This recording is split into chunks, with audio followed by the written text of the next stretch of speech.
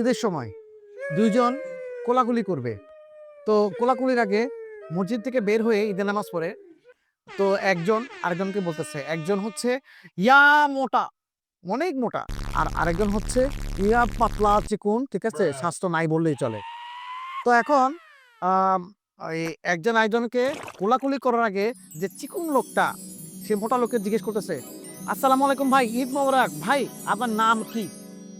যে মোটা লোকটা সে উত্তর দিতেছে, ভাই ঈদ মোবারক, আমার নাম হচ্ছে আব্দুল করিম কাহিল। বলে যে আব্দুল করিম কাহিল, জি জি জি। তখন মোটা লোকটা বলতেছে, ভাই আপনার নাম কি?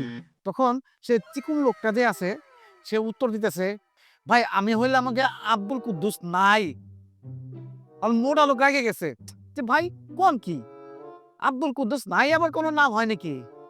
তখন সে চিকুন লোকটা বলতেছে যে ভাই আপনি যদি এরকম শরীরটা মিয়া হইতে পারে যে আব্দুল করিম কাহিল, তা আমি নাই হমু না কেন ভাই?